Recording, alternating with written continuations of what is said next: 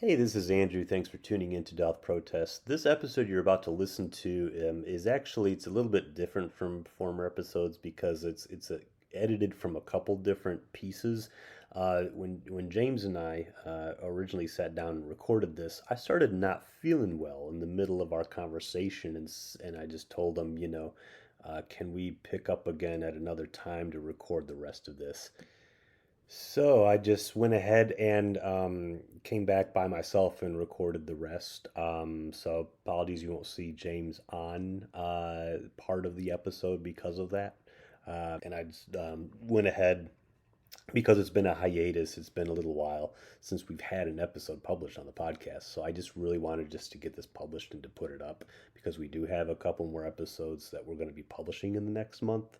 And so I just wanted to get this out there. So I apologize for listeners if it's the continuity or the smoothness isn't quite there, if it sounds kind of patchy, but I do think y'all will enjoy the episode. The first 20 minutes, this wasn't really foreseen. I think it's the first 15, 20 minutes. James actually talks a lot about his sabbatical and reflects on that and some of the things he did during his sabbatical, which is part of a larger project he's looking at regarding, I guess, church growth, if you will, though that, it's not, maybe it's kind of kind of an overused phrase, but that's stuff he researched and traveled and did some interesting things during his sabbatical for a couple months that he had, or I think it was a couple months, but he'll share about that. And so the first kind of third of the episode is on that, but then the rest of it is actually, as you'll see in the title, um, we decided to revisit our list of favorite theologians. Our listeners will remember in 2022 we did a series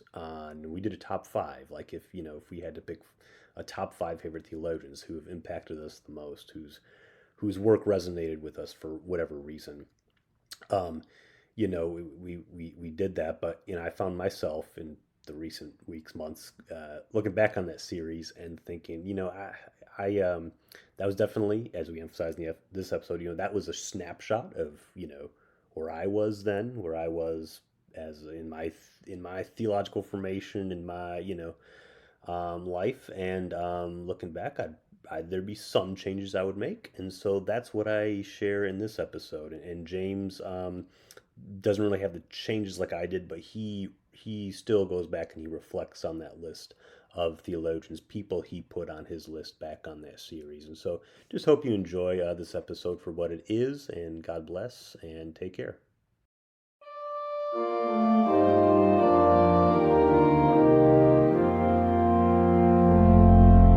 Keeping the real Reformation alive, one topic at a time.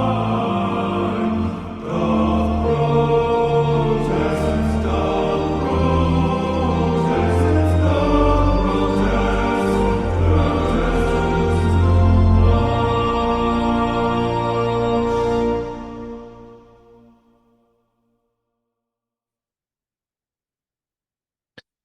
Hello, everyone. Thanks for tuning in to Doth Protest, a podcast on Reformation history and theology.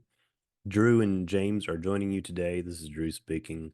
And just a reminder to give us a rating if you listen to us through streaming platform like Apple Podcasts or Spotify or anything that lets you rate us. Go ahead and give us that, and any comments or feedback that allows you to as well, so we can hear your thoughts on the podcast. But James and I are doing a show today about 2 years ago. We did a series on our favorite theologians, and we each picked our top five. And I'd realized that was 2 years ago, and I had some thoughts. I was having some reflection back on those episodes and the people I named and the reasons why I gave it, and or had the people that I did at the time. And we the first kind of version of an episode I did like this. James, this is before you were even in the picture. It was with Isaac Rayberg. Gosh, am I blanking on his Right. last name? From Miserable Rayberg. Sinners. Yeah. And we did it was more so from him, like top five theologians of Anglicanism and why. Mhm. And not that we're always into countdowns on here, and doing lists, but it's a way of, at least speaking for me, it was a way to pay tribute. And I think for you, James, this is pretty much very true as well, to pay tribute to Right. people who have been formative for us and who we are as people, first and foremost, and then who perhaps have influenced us pastorally or in our ministry or in our life in the church as well. So that's so I think there's lots of value to doing these lists because it can be kind of fun. But anyways, James and I decided to do this episode to revisit that. And so, you know, I didn't really have anything else to put out, but to maybe just dive right in. I guess it's worth mentioning, James, this is the first episode you've been back from sabbatical. That's right. Yeah. So vacation's over. Though I Yeah. guess it wasn't a vacation, sabbaticals involve a type of not project, I don't want to call that, but something that you're going to do while you're on sabbatical that will uh grow, that you will, help you grow in ministry. And the point of sabbatical, from what I take, is to give you the space and time to be able to do that. Um Yeah. and also And, have rest. Sabbaticals relate, Sabbath is it's related to, that term in some way, I'm sure. So right. Yeah. I mean, the standard fare for a sabbatical is that when you go on sabbatical, your primary purpose is to take a break from being in your congregation, but also as you're being, refreshed, as it were, to do some sort of study or project or whatever you want to call it that, like I said, this is standard fare. It's not necessarily required, but something that you could bring back to the parish that could benefit the parish. mhm. And so I did some personal study. I also did some stuff that could hopefully benefit my congregation. And yeah, it's good to be back. Good to be back in church on Sunday, and the building was still there. Mhm. My rector is very capable, so I knew that would be the case at least. But people clearly missed me and were glad that I was back, and that was humbling and wonderful. Yeah. And a little bit about your studies you were doing. You were looking at different churches' methods of hospitality, from what I'm one in, and then also what's the having a consistent message that comes from their pulpit.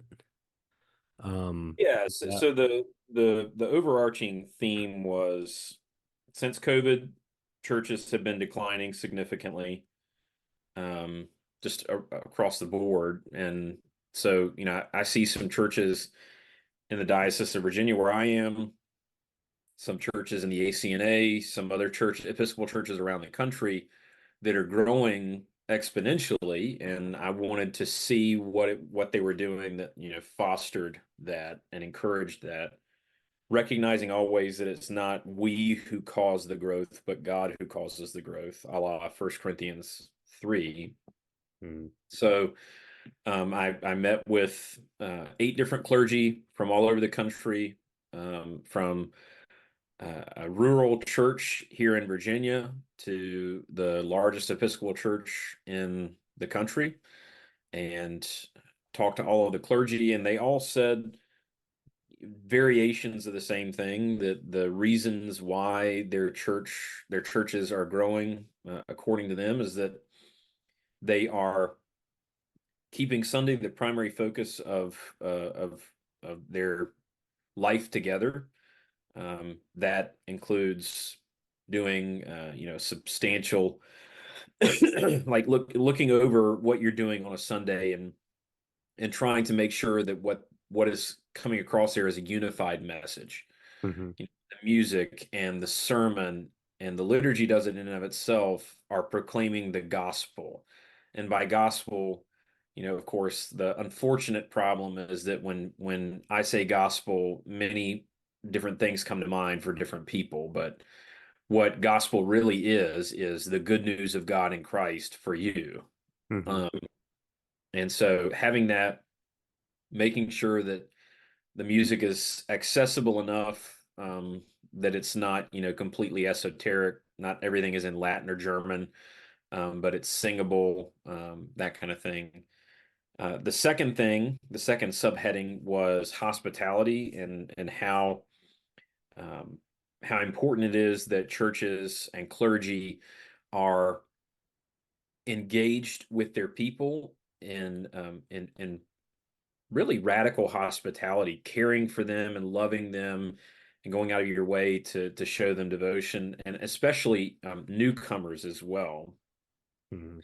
When you have a newcomer, getting in touch with them fairly soon after they come. Most clergy I talked to said between 48 hours and 1 week, Mm-hmm. and inviting them out. And a number of those instances where the clergy were talking about that, they said that the people that they have invited to coffee or lunch tend to say, "This is the first time a pastor has done this for me."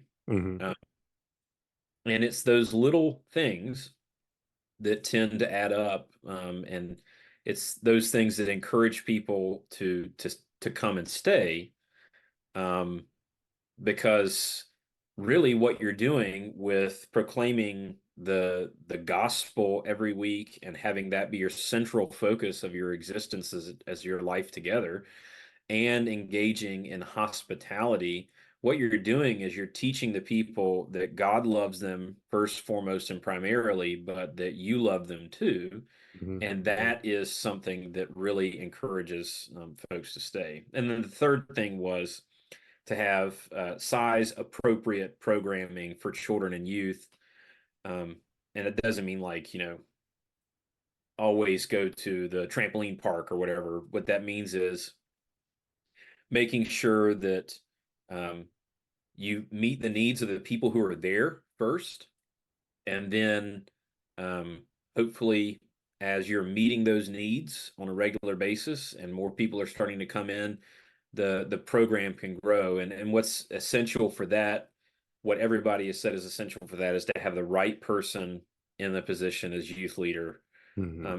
A warm body won't do. It's someone who has a passion for and a calling to youth ministry that's Right. got to be in that position. Yeah. Otherwise, it'll peter out. Yeah.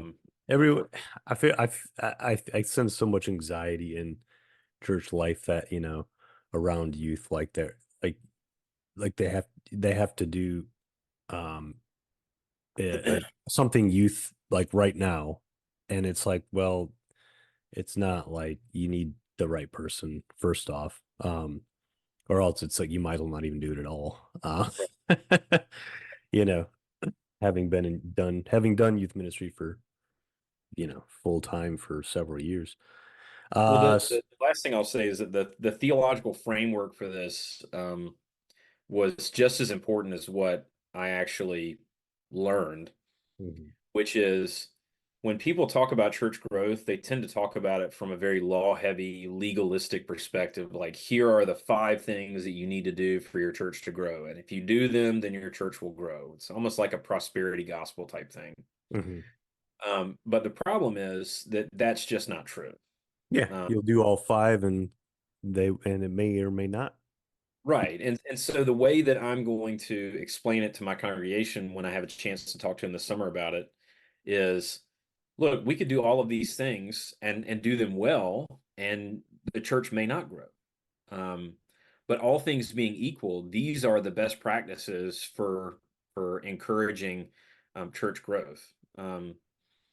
So, I wanted to take it from a law gospel perspective, from a realistic perspective, recognizing that it's ultimately God is the one who draws people to Himself. God is the one who, through His Word and Sacrament, brings people into the life of the church, um, and we are there to live together and be in community together. And we can encourage some of that, but ultimately God is the one doing the work. So that's kind of was my overarching Right. mentality about this. I planted the seed. God gave the growth. Right. Yeah. Yeah. So, on to our revision of our list. I don't know, James, you want to go first? Remind us who your top five were, and would you make any changes and why? And because basically when going back to that episode that I first did with Isaac way back, where we first did kind of a top five, and this is from Isaac's point. This is from his standpoint, who he felt were the most influential theologians for him. He also said this is a snapshot, right? And then when we did our series, we're like, this is a snapshot. This is where I am right now in my ministry, who I felt, and especially a lot of times it's more recent people that have been that you've really read a lot from, that have Right. inspired you and influenced you. And so, this is a snapshot of 2022 for you and I, and just, tell us who are on your list, why, and if you'd make changes. Yeah. So back in 2022, my list was Martin Luther, Bo Yeats, the Swedish Lutheran bishop, C.S. Lewis, Michael Horton, and Gerhard Forde. Mm-hmm. And on the whole, I would say that all of those are still very influential. Um, but that certainly was a snapshot. I haven't read anything by Michael Horton in a little while. Doesn't mean that he's any less important to me, but I just haven't read anything by him in a while. Mm-hmm.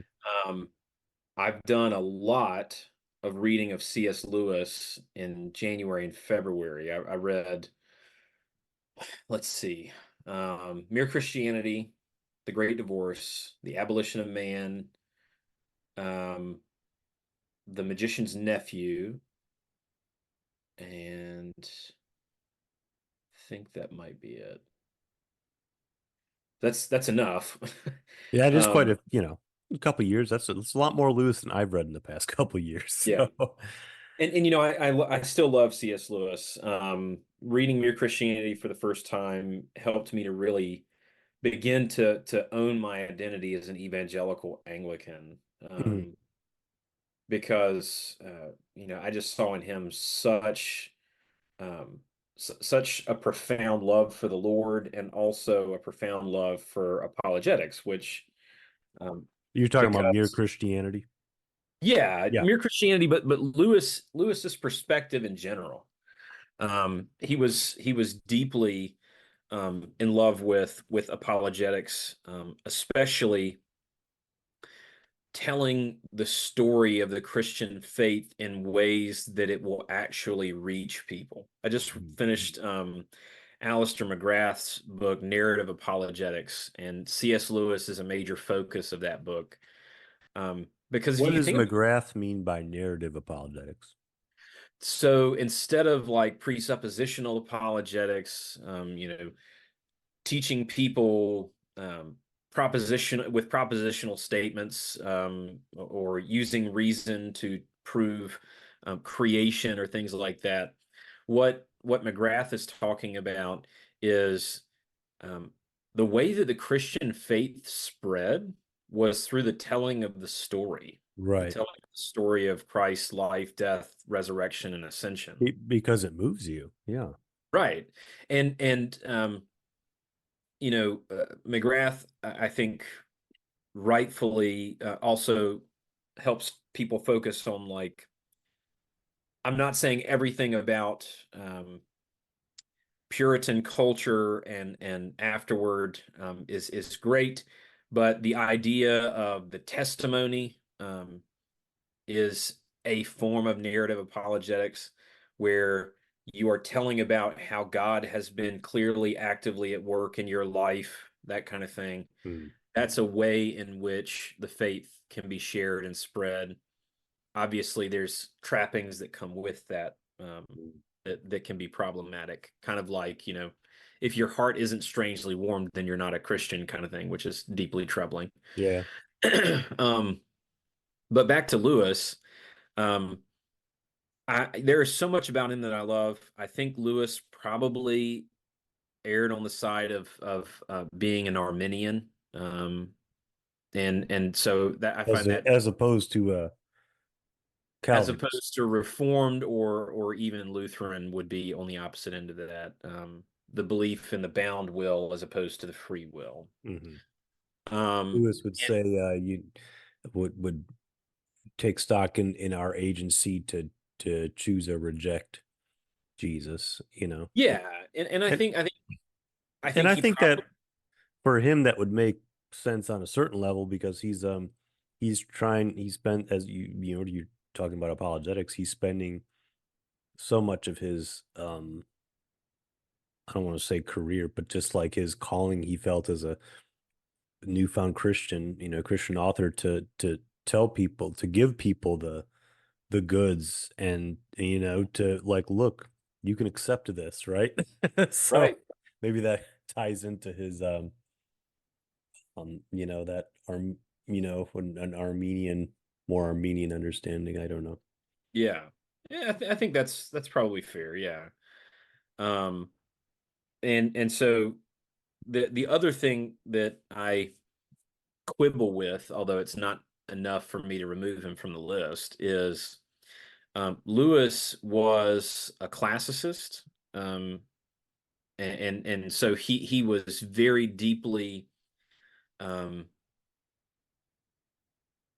he had imbibed very deeply of the classics of philosophy, and I Mhm. think he was a bit more of a Christian Platonist than I am. A great example, I was talking with Drew about this the other day. In the Great Divorce, when the people travel from hell up to heaven, when they're standing in the light of heaven, the people who are from hell are basically incorporeal. They don't have form. And when they walk on the grass of heaven, it hurts their feet like they're walking on nails. And when they see people who belong in heaven, in effect, they are really real, Hmm. people who are in hell are a shadow, a type, but not the real thing. But they can become the real thing when they go to heaven.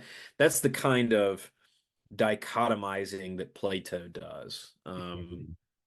And I don't know that I quite buy that. Although that being said, um, that's not the ultimate point of the Great Divorce. So, Yeah. I've never read The Great Divorce. I've heard the critique of C.S. Lewis being an over Platonizer. Um, now, I mean, someone could make that critique of Christianity in general. I mean, there was so much the influence of Greek metaphysical categories is just undeniable when we trace especially the developments of the creeds and the language used to discuss God, especially on the metaphysical realm. Does bear the influence of largely, Plato and Saint Augustine, went from Manichaeism to Christianity through Plato. More so, Platonism was kind of like the middle. Um, it's kind of the intermediary between him. It got him thinking along certain lines where he saw, well, actually, what Christianity offers is the solution to the problem that Platonism presents, and it's the real solution to the solution that Platonism basically started to hint at, which is, how do I ascend to be with God, right? Um, right. so I don't know. I mean, Platonism, but yeah, for Lewis, I've definitely Paul Hinlicky has made that critique of Lewis. I think it was on the Queen of the Sciences podcast, which we talked about on here, and Paul Hinlicky was a recent guest, but I think he really did not like the Four Loves because he felt it was like Platonism on steroids. If I think he might have used that term to describe it. I like the Four Loves Mm, because it seems while I've never felt the I've never taken a huge interest in like the different Greek words for love and trying to catch the differences between them.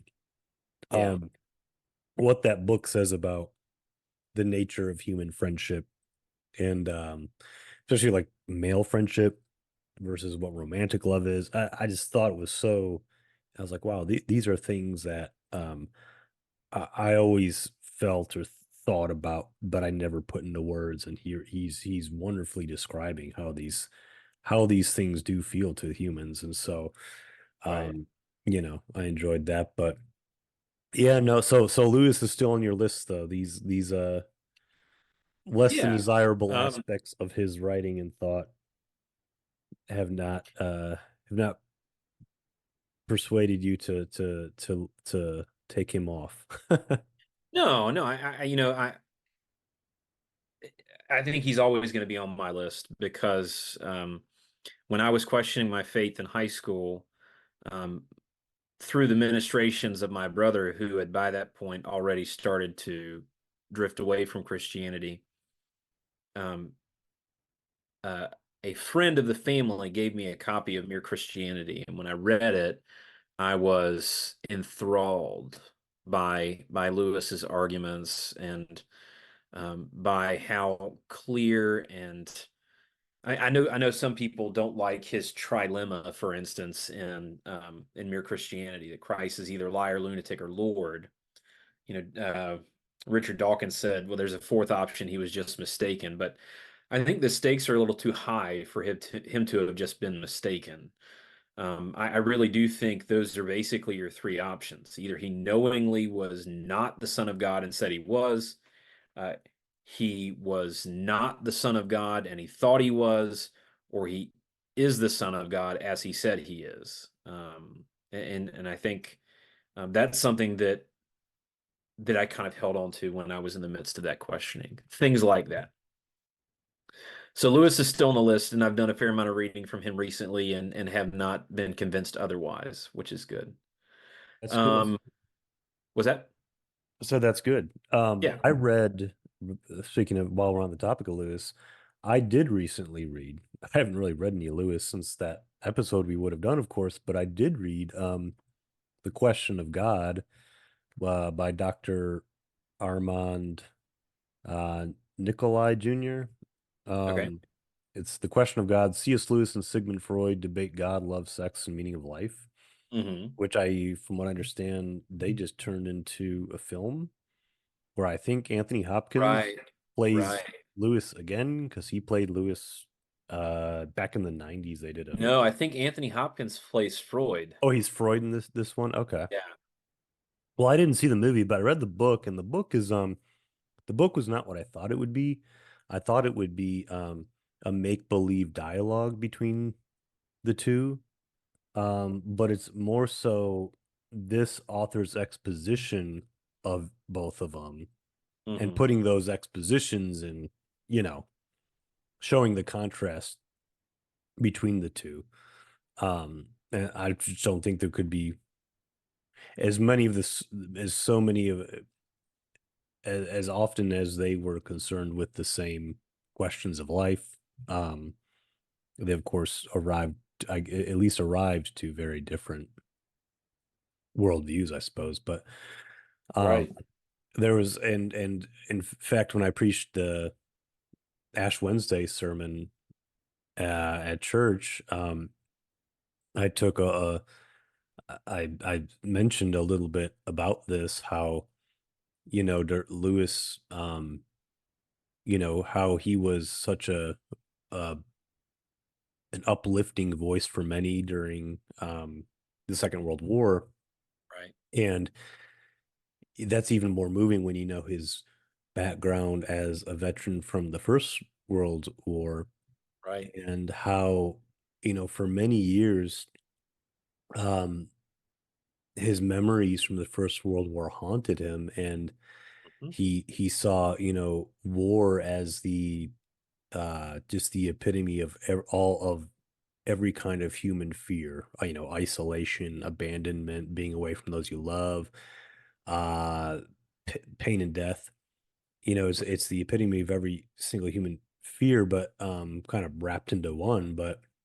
Right. Um, that was kind of his outlook when he's an atheist. When he became a person of faith, yeah, he didn't say like, "Oh, war is great now" or anything. But when the Second World War came, now him as a Christian person, um, found that, there's lots of wisdom in recognizing our mortality Right.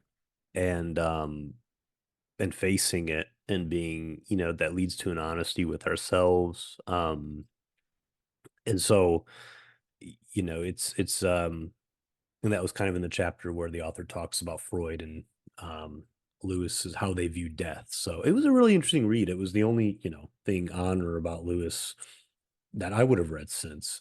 But So the other theologian that I would add, I don't know who I would take off or if I would take off anybody, but I would add this one. I actually had the pleasure of interviewing on this podcast last year, or maybe it was late 2022. I don't remember. Justin Holcomb, now Bishop of the Diocese of Central Florida. yeah, he's become a bishop since you had him. Since you had him on, I couldn't make that Yeah. regretfully. Well, we're just going to have to invite him back, I guess. But He's yeah. a bishop now. He's too good for. I'm just kidding. I'll edit that part. But I read a little book that he wrote, and by little I mean it's around 100 pages, called "On the Grace of God," in January, and it was just beautiful, and it's not like what he was saying was groundbreaking. It's not like he was giving a new perspective on grace. In point of fact, he was conveying the very message of grace that God conveys in Scripture through um, throughout the Scriptures, but especially through people like Saint Paul. And it was so clear and so concise that when someone wants to look at the topic of grace from any level of education, just about, I'm going to recommend this little book to them because it was very, very good. What's the Uh, title? What's the title of that? on the Grace of God. Okay. And if memory serves, it's a volume in a series. Um, I don't remember the name of the series offhand, but I should be able to find it easily enough. Well, we Um, brought him on to talk about the Heretics book. I remember that, yes, even though I wasn't there. But yes, that was the. right. And he is, of course, very well spoken and very well read, and um, more than one subject. This is On the Grace of God is a book in a series called A Book You'll Actually Read. But you have a list of 6 now because you didn't want to remove your original 5. So Yeah, it's tough. you're not going to take Luther off? I'm kidding. This is not funny. I'm kidding. Yeah, no, of course Luther stays. I would probably uh, I'd probably say goodbye to Michael Horton, um, which is tough because Justin Holcomb and Michael Horton are very good friends.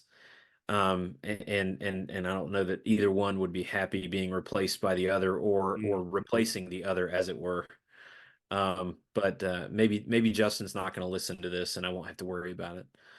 I'm sure they are understanding people and have tougher skin than than you think. So I I'm sure wouldn't. they have exceedingly tough skin. I no question Especially about be it. a bishop, you have to have tough skin to be that. That's true. That's true. Um, so my list of top 5 has changed because my list was going from I don't know if you ranked your list, James, but I remember I went like when we began the series, I started with like number 5 and went and no, I didn't. No, I didn't. I think we went chronological. Either way, my list of top 5 was Martin Luther, of course, um, Augustine of Hippo, and Augustine, I guess, potato. And Athanasius, the early church father. Then I had Paul Althaus and Karl Barth. Hmm. And Both the latter two have fallen off my. Hey, this is Drew again. Just picking up where we left off. What you just listened to was the last of the first recording, the first part of this episode. Before I wasn't feeling well, so here I am, just returning by myself to resume where I left off. As you would have last heard, two of the people from my original top five list, top five theologians list, have fallen off. That's right, Paul Althaus and Karl Barth. I guess I could start with why Karl Barth, and to be clear, Paul Althaus and Karl Barth are both theologians whom I still, in many ways, greatly respect. Starting with Paul Althaus, he is still such a standard as far as reading modern interpreters of Luther. As far as a 20th century interpreter of Luther, he is one of the go-tos. His two main works that have been translated into English, which I would have mentioned on the original series, was The Ethics of Martin Luther and The Theology of Martin Luther. To this day, they are still used in pretty much any type of coursework where you're being introduced to the thought and life of Martin Luther. Again, those two books, Ethics of Martin Luther, Theology of Martin Luther, are both so to this day they hold up so well. Althaus was really just was able to understand Luther completely in all his nuances and everything, and to distill it and to write it in very accessible language. Of course, originally in German, but the English translations are also even more accessible, I would say. Most of Althaus's work is in German outside of those two works, and a lot of my doctoral research, as I think I've mentioned throughout on the podcast, is on a certain aspect of Althaus's thought and life. But it also touches on World War II and Hitler and the church's complicity during that time and the German scene during that time. And interestingly, Althaus's appropriation of Schleiermacher's theology for his backing of Hitler, which is probably what he's most infamously known for in the Anglophone world. If you're not a Lutheran person or someone who studied Luther and maybe read those two books I mentioned, outside of those two works, which is a good thing he's known for. He's basically known as this German theologian in the 20th century who, in the early 30s, gave support for the rise of Adolf Hitler. Very easy, of course, and completely understandable, especially from our, hindsight today, to not consider that his best moment. But I'll revisit that later as to why I removed Althaus off the list. It wasn't solely for that. We all know that stuff about Althaus, but I removed him off the list for things related to that and then some other reasons. But he's no longer on my top five, and neither is Barth. And I guess I'll start with that, and because I'll start now with Barth and talking about why he fell off my list, and that is connected with someone who is now going on my list. So the person going on my list is Wolfhart Pannenberg. And this wasn't without some hesitation because there are facets of Pannenberg's work that I don't like, and that's okay. I don't think the point of having this top five list was to have the theologians who are perfect in every respect. Even though many of us maybe have that one or two people we really think of that of, but I don't think Pannenberg's perfect as a theologian. But I'll give you my reasons why he's going on. God is the creator and Lord of the universe. And, classical Christian doctrine would use this word to describe this aspect, this aspect of God's nature, as omnipresent. God is involved and present in all things, and that includes how he is involved and present in the course of events of our world. So, in other words, history. Wolfhart Pannenberg, on one end, he was a big influence on a wave of people you may have heard of, some popular apologists and evangelical scholars who have rose up in the world in the last 25 years. One being William Lane Craig, who would go on to be a well-known apologist who argued for the veracity of things like the resurrection and the Christ event as a historical event. That was all tied to Pannenberg's influence. Pannenberg had really held to this idea of God as involved with history. And this is where Pannenberg actually parts ways with his teacher, Carl Braaten. So just to give you kind of a brief little overview, early bio of Pannenberg, he's a theologian who studied under Karl Barth. He also studied under the church historian von Campenhausen and also Gerhard von Rad in the Old Testament scholar. And so he's a mid-20th century German theologian of the generation after Barth, Tillich, and Bultmann. And Pannenberg's just come up in my life in the past few months in interesting ways. I wrote an article for Living Church back. This would have been when was this? I guess in the fall. It was a few weeks after the death of a Lutheran theologian, Carl Braaten. And I'll put a link to the show notes in it because I'm not going to read the whole thing outright. But I found myself revisiting the theologian Carl Braaten, who I read from a lot in kind of the last year of seminary. Just someone whose books I stumbled upon, and I hadn't really visited him since. But when I heard that he died, I was like, I want to write something. I want to give a tribute to this guy. I haven't really done that. I don't have a lot of published things out there, but Living Church, I want to give big thanks to. They published this for me, and I'll put a link in the show notes. But it was when I was revisiting Braaten's work that I didn't realize he had all these footnotes to Wolfhart Pannenberg, the theologian I've been talking about, and I found it very interesting. Pannenberg is one of those names I always heard. And I took a seminar about 2 years ago now. I took a seminar on the systematic theology of Pannenberg, his actual systematic work, which is 2 volumes long. Just knowing Pannenberg as a name, and maybe you've read him referenced here or there. But 2 years ago, I took a seminar about Pannenberg and Pannenberg's theology under my doctoral supervisor, Paul Hinlicke.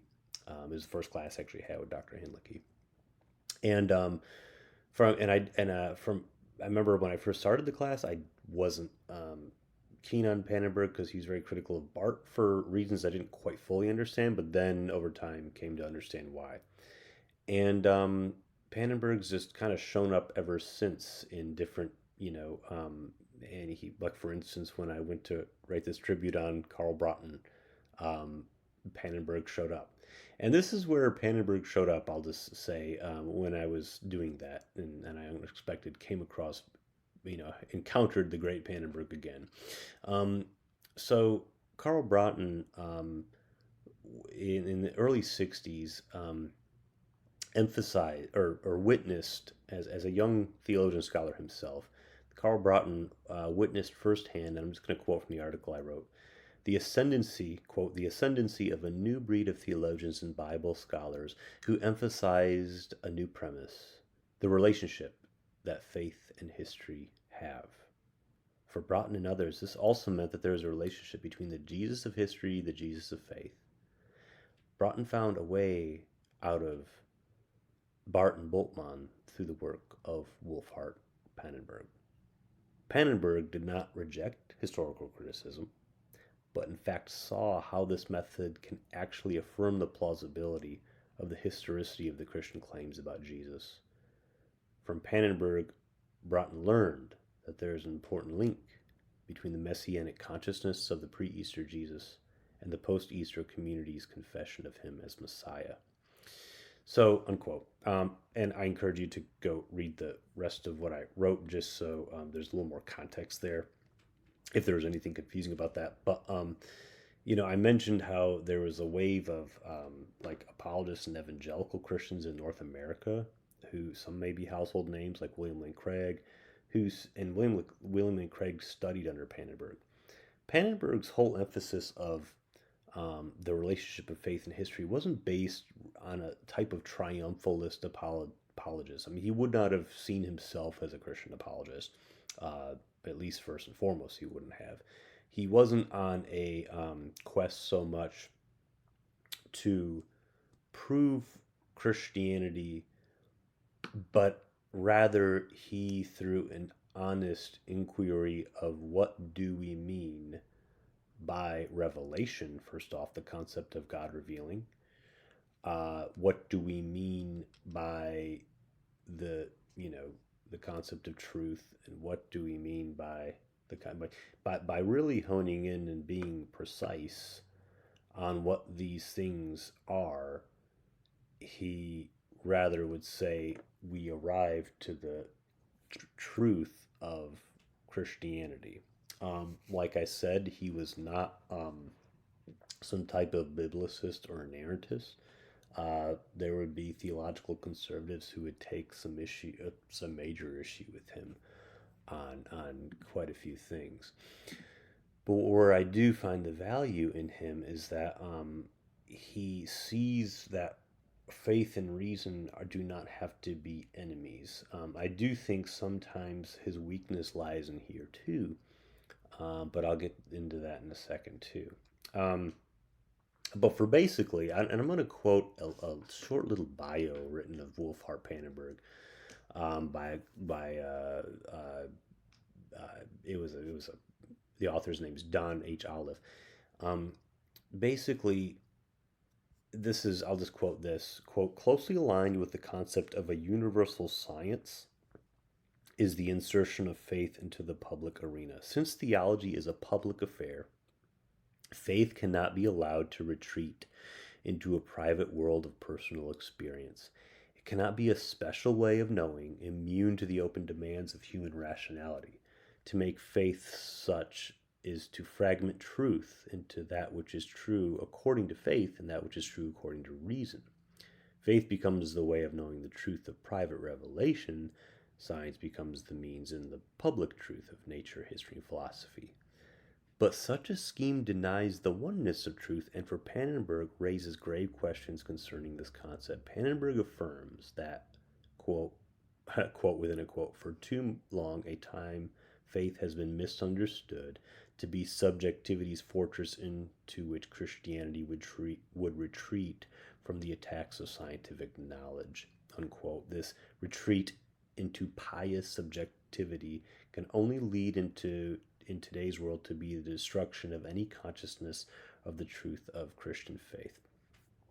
What he was getting at here was that it goes back to this idea that he believes God is involved with history, right? God isn't, he would see as almost like Gnostic, this sense that you see in a lot of pious Christianity, in many forms of pious Christianity, all throughout the history of the church, that revelation is something that is almost outside of history, in the sense that it's outside of quote unquote normal experience, and that it's just something that is just granted by God in his radical self-disclosure. Now, the thing is, Karl Barth, that is where Pannenberg kind of parts ways with Barth. So Barth was a teacher and early influence on Pannenberg. But for Barth's major early theological insight, which I think is captured brilliantly in his commentary of the Romans, and really is the thesis of that writing, is that God is ultimately at odds with the wills and desires of humanity. Kind of like the cliche, God's time is not our time. And that's not really a cliche so much. There's biblical, language of, our thoughts are not, God's thoughts.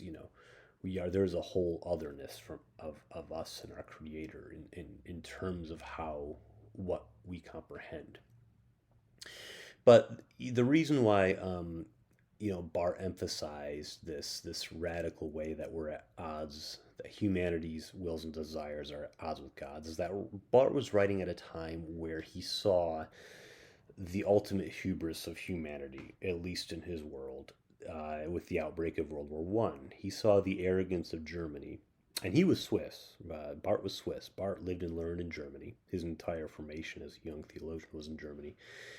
And but he saw, something akin to the idolatrous generations who forsake God and worship their Baals and their Babels, and he saw a modern day kind of equivalent to that, with early 20th century Germany.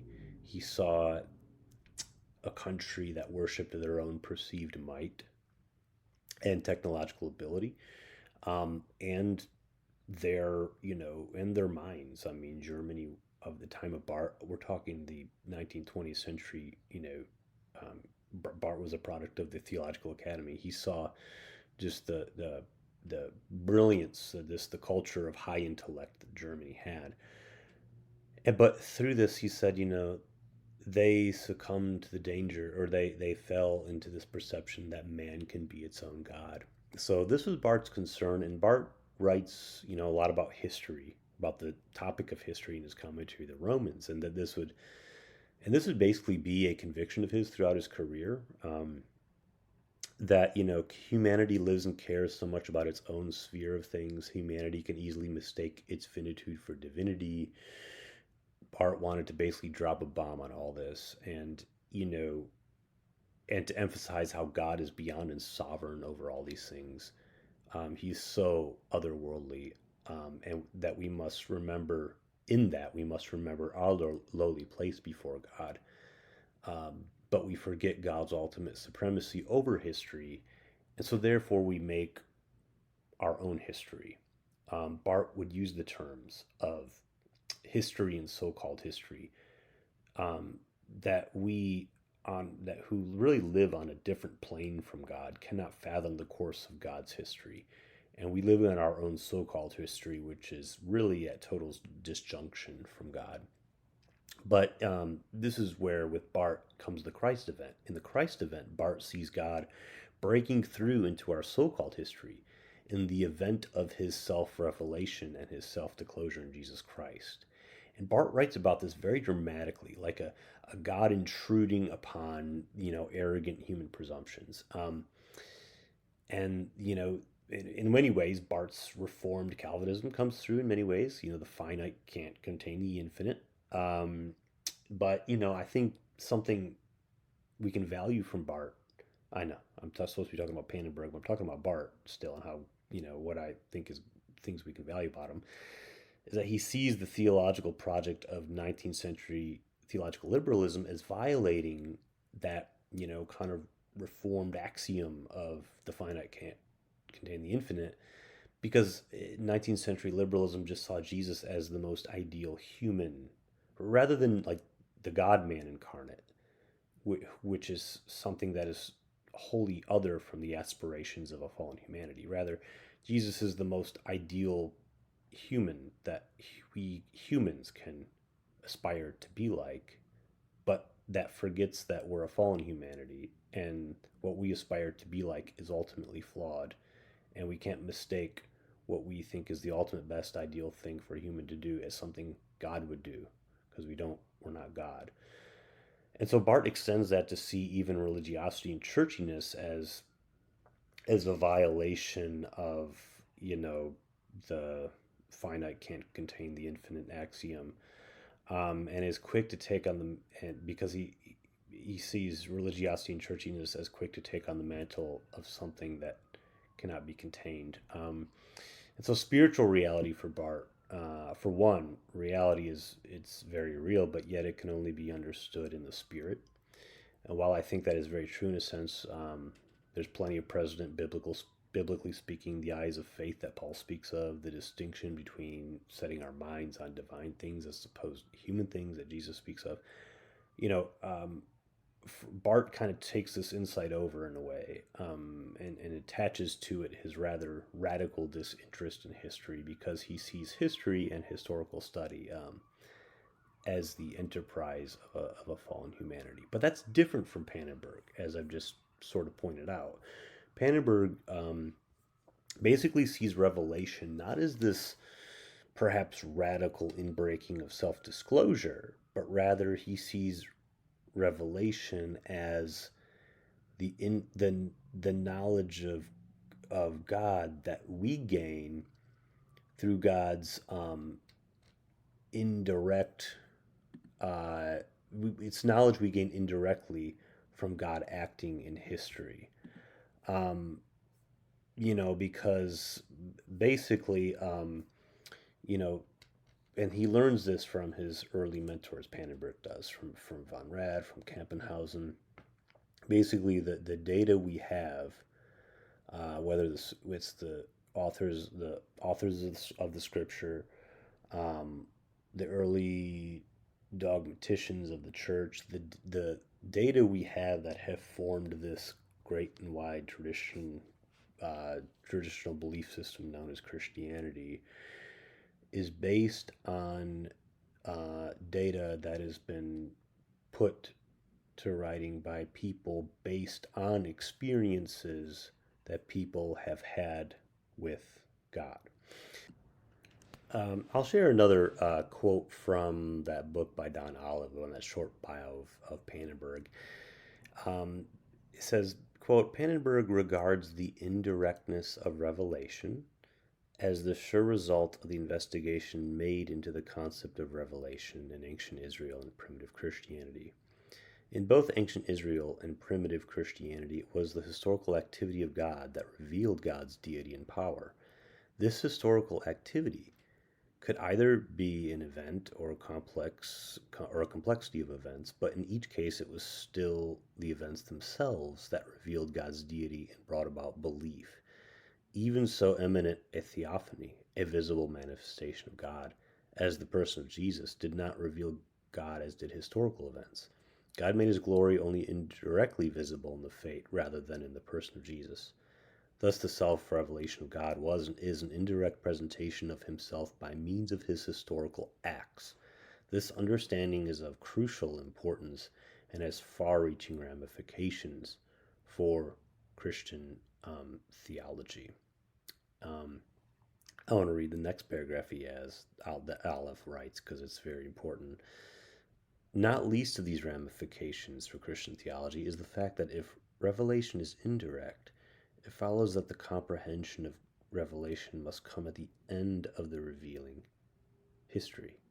Only after the completion of God's revealing history is his deity fully perceived. Thus, revelation cannot be involved with single revelatory events. Revelation comes about through the series of occurrences which themselves continually revise the content of revelation until the completion of history when God's deity will be in full view. Unquote. So basically, Pannenberg here is accounting for the eschaton. He's accounting for the fact that if you read, I know James spoke earlier about narrative apologetics. If you read theology narratively, chronologically, from the Bible, from the earliest writings of the Old Testament into the New Testament, you do see a progression of sorts. You do see how God, of course, acts in history with the people of Israel, how the understanding of who God is and what he is doing is progressively known. People don't start out and to this day still don't have this full comprehension of what God is up to. But the scripture reveals, especially through the culmination of the Christ event, how God is continually fulfilling that big picture that we cannot see. So I think that's a really, and of course, and I don't have time to get into it, Pannenberg is kind of influenced by the philosophical category of history unfolding that Hegel has. And Pannenberg kind of has that framework he finds that as helpful in ways that they're way too deep for me to get into. But it's in a way, it's Pannenberg is honestly saying that scripture is, for the most part, yes, there's poetry, there are all kinds of genres of literature in there, but for the most part, it is an unfolding of events purported to take place in history. He wouldn't even say they all took place in history. He does not reject historical criticism and the things that historical criticism may call into question about actually happening. Rather, he sees that the emphasis of God acting in history is so important, almost the chief thing Scripture concerns itself with. So taking a page from that insight, he says our outlook as Christians should be um, to see that our faith is based upon data collected from, of course, the Christians who have come before us, who have recorded these for us, recorded these great ways that God's deity and power has been revealed in quote unquote indirect revelation. I don't know. I would think some things like the parting of the Red Sea and whatnot and things would are pretty direct. Those are pretty extraordinary, and the healings and powers that Jesus has played and everything. So, but all that is to say that Pannenberg, I appreciate him because he takes an interest in history that some of his, the theologians of his past generation who were the big time theologians that came right before him, like Bart, Bultmann, and Pannenberg, or sorry, not Pannenberg, Bart, Bultmann, and Tillich, all did not appreciate to the extent that Pannenberg did. In fact, Bart and Bultmann especially were very indifferent toward the relationship of faith and history because they saw the downside of some of that with some of the ways that 19th century and early 20th century speculative, imaginative writers would try to reconstruct you know historical Jesus, quote unquote, who Jesus really was, apart from what you may read in the Bible about him.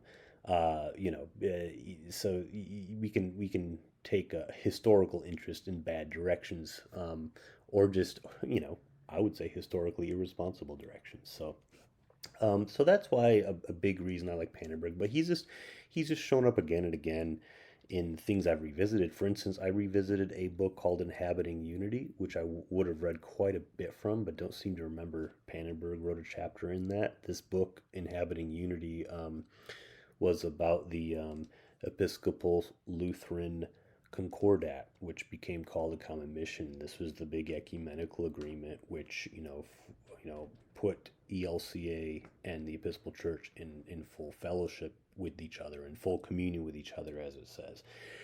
I took an interest in that topic of the Episcopal Lutheran, when I was in seminary, because my seminary was, kind of a byproduct of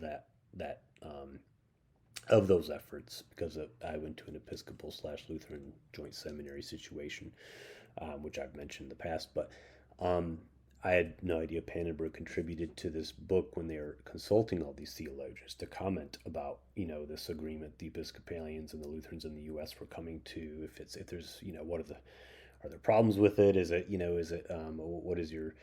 What is your theological commentary on it? Well, Pannenberg was one of the people asked, and he said this interestingly. Pannenberg says the Concordat, which this was the precursor to the call to common mission. He says the Concordat requires the Episcopal Church to at least invite Lutheran bishops to the ordination of its own bishops. This invitation will commission these Lutheran bishops to discern whether the Episcopal candidate for the office of bishop will, in faithfulness, witness to, promote, and safeguard the unity and apostolicity of the Church. Referencing Section 3 of Concordat. Further, these Lutheran bishops are expressly authorized to guide their discernment by the unaltered Augsburg Confession and Luther's Small Catechism. Referencing Section 2 of the Concordat. This means that the future leadership of the Episcopal Church will be held to a confessional standard that has a real, concrete presence. Further, the Lutheran confessions are mandated as a part of seminary training for Episcopal ordinance. One might expect, then, that these confessional documents might put some backbone into the education and selection of candidates for the priesthood. Unlike the ever-shifting sands of episcopal appeals to the hoary three-legged stool of scripture, tradition, and reason, or vague allusions to the Book of Common Prayer, the confessional resources of the ELCA are far more explicit, inescapable, and useful as a standard for the ordained ministry, especially that ministry charged with oversight, the office of the bishop. I'll end the quote there. So I want to break this down a little bit. I really enjoyed Pannenberg's commentary there, and there's reason I did and reason I don't. So I don't think Pannenberg is arguing that and I certainly wouldn't, that Episcopal Church needs to be more Lutheran. And if you go back to this agreement, the Episcopal Church and Lutheran Church were coming to, that could be a great outcome of it. I'm not necessarily arguing that, but I do think Pannenberg brings up a good point here, that the Episcopal Church in its current state and for in recent modern history has not been keen. A lot of it's been not they a lot of the Episcopal Church has not been keen on the idea of having like a confessional standard to profess to. If we go in the back of the prayer book to the 39 Articles, we find an example of one. You could say people could argue that it's dated, that it's too 16th century, that the language needs to be updated, whatever, but at least that is what it offers. If we James and I have gone into on the show before, and if we don't have that grounding in what we believe, then there can be confusion. I've seen it where people can be confused, like, what does the Episcopal Church believe about this or that? And you're like, well,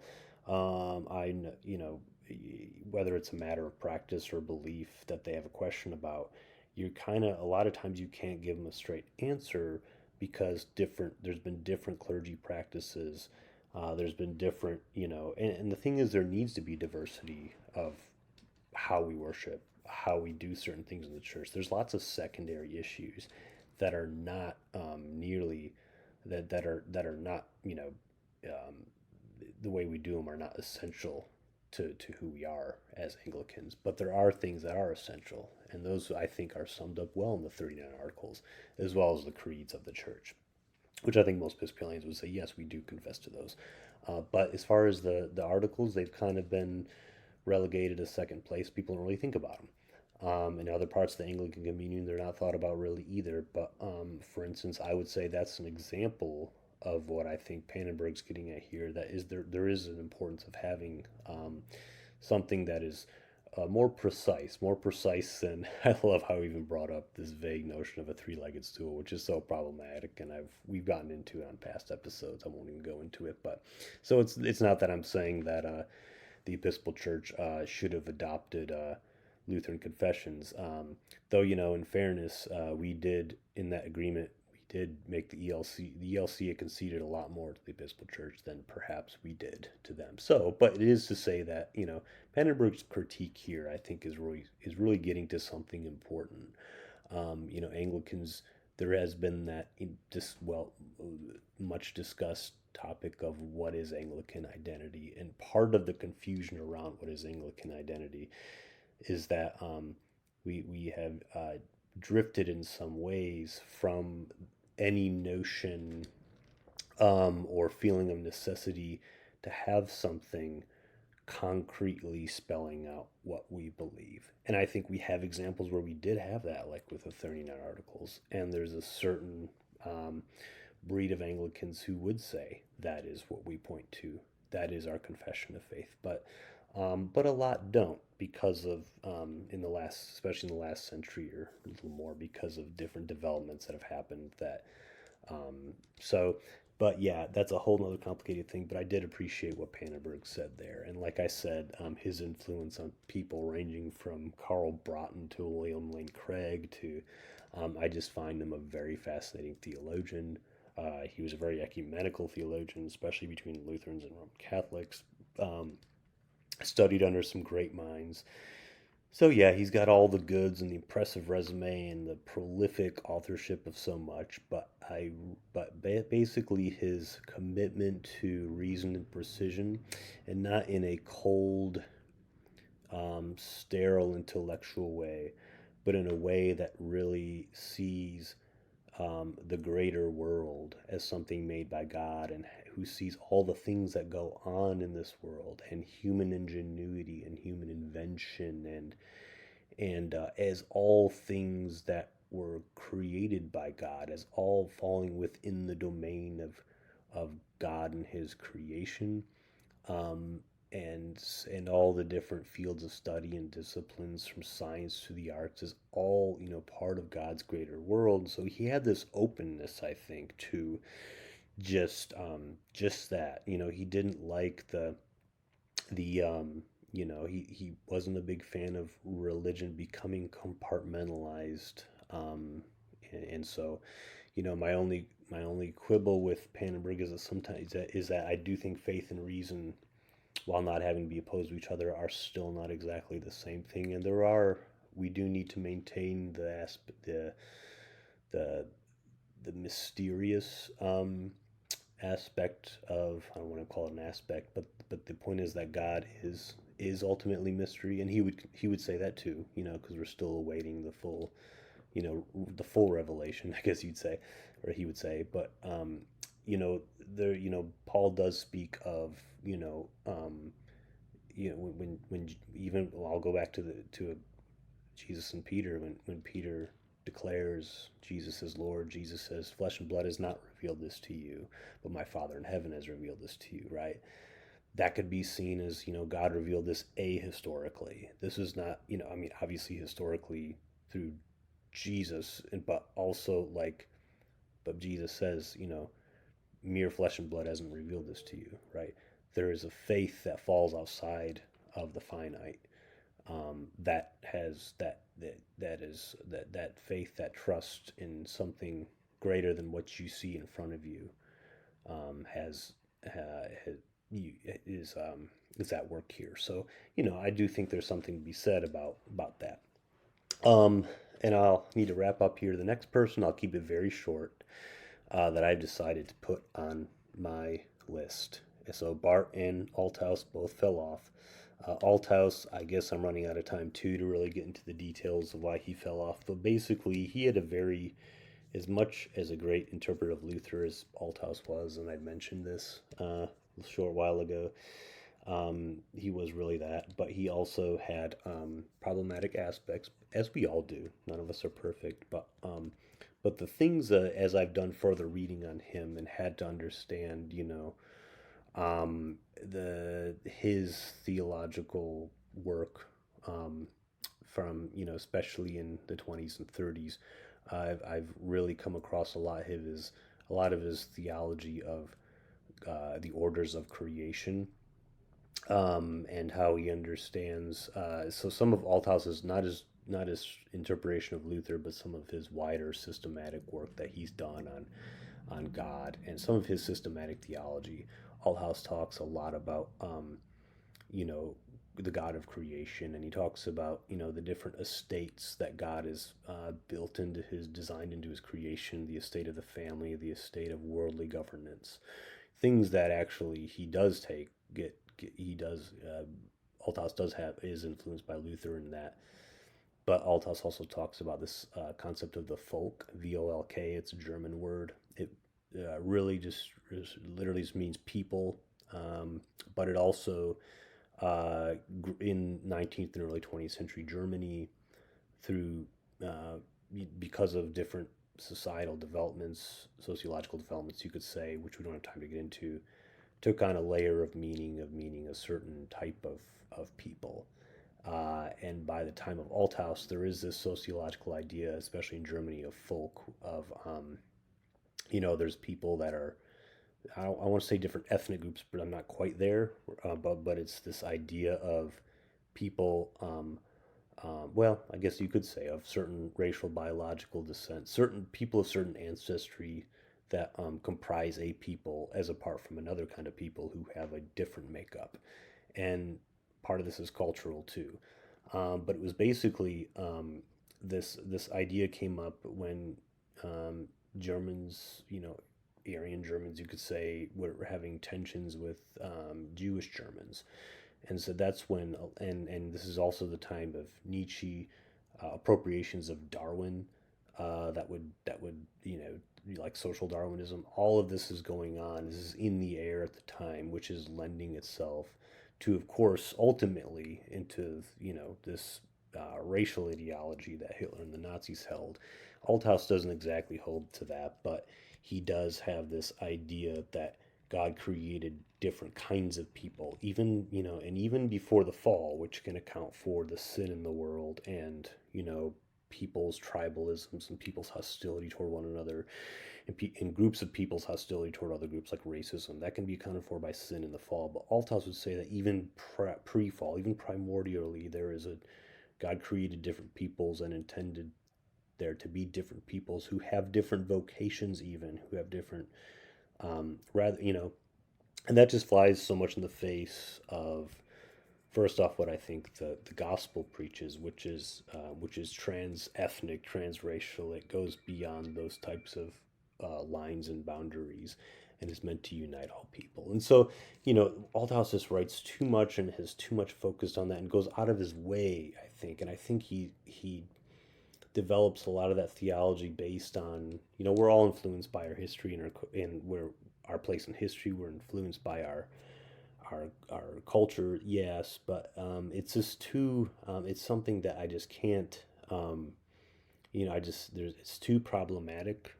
And even if I were around then, I would think it's problematic. And I mean, we spoke about Carl Barth earlier. Barth had a big debate with Althaus over a number of things, but one thing I would say, Barth, is that he rejected um, any type of any type of thinking that would begin to lend itself to Hitler and the cult of Führertum. So so Althaus falls off my list, and as I said, Bart falls off my list, even though I like both for good reasons. And then I'll say before I wrap up, be very quick. I still have to put another person on. I would say after some thought and reflection, I would say J.I. Packer. Um, we'll probably, I won't. I'll keep this very short, and maybe in the future we'll do an episode about Packer or bring someone on to talk about Packer. But J.I. Packer was evangelical Anglican, to simply put it.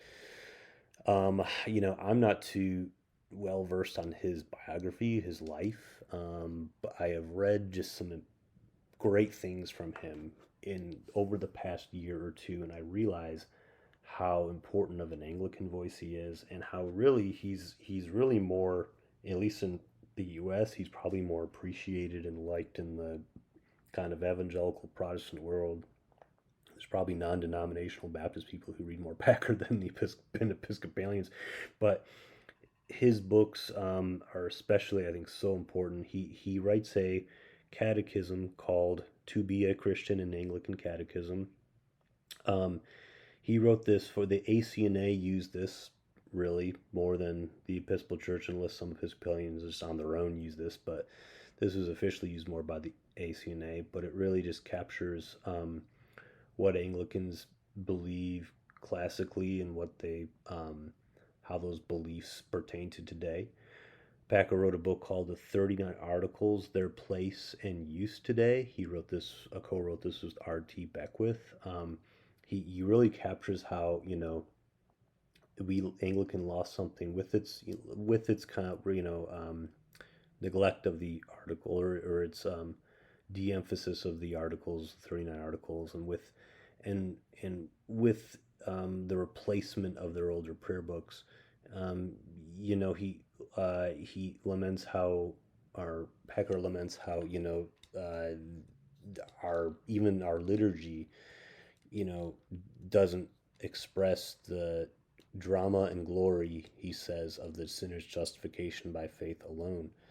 Um, that was something that Anglicanism at its best and classically and for many years really just held in its beliefs. You could read in its liturgy and its worship. That was the constant message, was the saving, the justification by faith, and the saving of sinners, which is the heart of the gospel. And Packer, a lot of his efforts were to remind his fellow Anglicans of this and to keep that at the center. And so I have a huge respect for him for that. He was kind of he writes a lot about Anglican history. He wrote a lot about, he had an interest in like Puritans historically, which I don't really share that so much with him, but he did. He's also popularly known as as the English translator of the popular English edition of Luther's Bondage of the Will. And so that's, again, I'd recommend if anyone's going to read Bondage of the Will, I'd read J.I. Packer's edition. And he also, I've used this just for some preaching, J.I. Packer's book, Keeping the Ten Commandments. And, I have used that for some of my preaching whenever the Decalogue has kind of come up in the liturgy or in the sermon or in, the worship of the church. I think that's a great book to go off as well. The former rector, before the former rector, before me, the parish I serve was an English-born Episcopal priest raised in the Church of England from the old evangelical scene, Peter Cook. So uh, my little tribute to him in saying this is that I have inherited some of Peter's books on J.I. Packer. Um, that I haven't even gotten to reading yet. Those other ones I mentioned were ones I already had, but so I have more to read from Packer. So many thanks to the Cook family for letting me have Peter's old books. And J.I. Packer was just a very godly person, very you know stood on his convictions, stood by his convictions, but also I think was pastoral.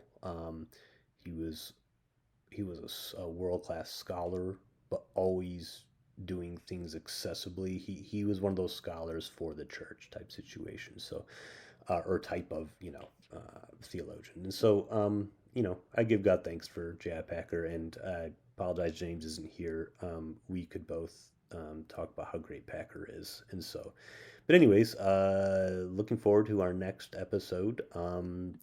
After this, where James will be back with me. Maybe if he wants to, he'll share some thoughts he had on what I said about Pannenberg and Packer, and what I said about Barton Althouse, even though they've now fell off the list. So, but yeah, God bless every y'all, and we will look forward to having you tune in again. Sorry for kind of the longness and awkwardness and patchiness of this episode. It didn't turn out exactly how I wanted it to, but we love that y'all love listening to this show, and hope you can get something out of it. God bless and take care.